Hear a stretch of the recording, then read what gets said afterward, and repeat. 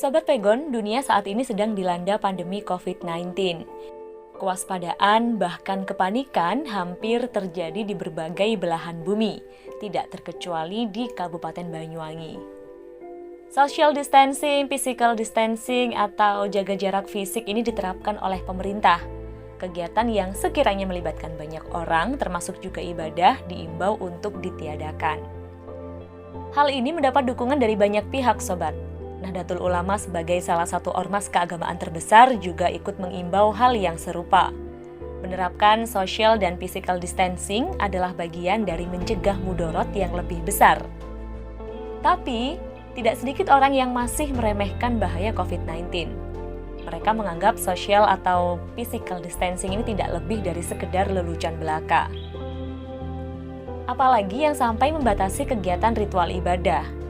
Dengan sombongnya, mereka menganggap itu sebagai kepanikan yang tidak berdasar. Hidup dan mati itu di tangan Tuhan, jadi tidak perlu takut.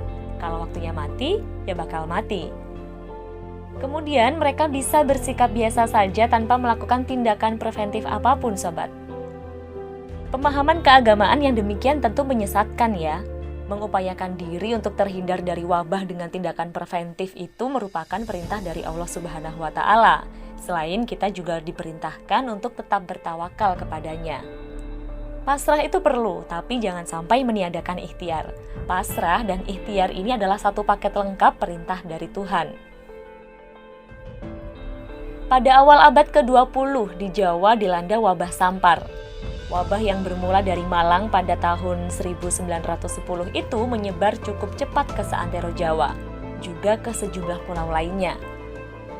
Diperparah lagi dengan munculnya penyakit cacar hingga flu Spanyol. Di Pulau Jawa sendiri tercatat ada 220.000 jiwa yang meninggal akibat wabah tersebut dari tahun 1911 sampai 1939. Nah, Sobat Pegon, menghadapi musibah yang demikian, pemerintah kolonial melakukan pula semacam social distancing. Pasar ditutup, taman kota ditutup, bahkan nih kapal-kapal juga dilarang berlayar.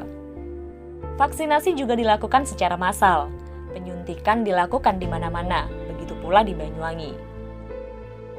Nah, ketika menghadapi fenomena injeksi ini muncul pandangan keagamaan yang cenderung kaku. Tidak sedikit yang awalnya menolak disuntik. Mereka mempertanyakan kehalalan zat yang disuntikan. Ada juga yang mempertanyakan perihal seorang wanita yang disuntik oleh tenaga medis laki-laki. Ada juga yang menyoalkan tentang jenazah korban yang harus disuntik agar tidak menebarkan virus yang mendekam di tubuhnya. Pandangan-pandangan keagamaan yang demikian ini, Sobat, sampai kepada seorang kiai Banyuwangi berinisial RF. Sang kiai ini kemudian mengirimkan pertanyaan seputar hal itu kepada Suara Nahdlatul Ulama atau SNO, media massa Nahdlatul Ulama pada masa itu yang menyediakan rubrik tanya-jawab soal hukum fikih. Pertanyaan tersebut kemudian dijawab oleh Kiai Haji Mas Alwi bin Abdul Aziz pada SNO edisi Sya'ban 1345 Hijriah atau bertepatan pada 1927 Masehi. Kiai Alwi memberikan jawaban yang cukup moderat dan komprehensif. Beliau membolehkan perempuan disuntik oleh tenaga medis lelaki ketika memang tidak ada lagi tenaga medis perempuan. Begitu juga dengan jenazah yang disuntik juga diperbolehkan. Hingga kekhawatiran tentang status zat yang disuntikan pun beliau tepis. Beliau menyitir sejumlah dalil dan hujah para ulama. Atas jawaban dari kiai muda yang juga pengurus besar Nahdlatul Ulama pada masanya itu, membuat para kiai di Banyuwangi menerima program-program pencegahan yang dilakukan pemerintah kolonial pada masa itu, Sobat. Kegudahan soal syariat agama akhirnya terselesaikan, wabah pun lambat laun bisa teratasi. Semoga demikian juga dengan COVID-19 ini, Sobat, segera teratasi dengan kedewasaan kita semua dalam menyikapinya. Tidak sombong, lebih-lebih dengan mengatasnamakan agama.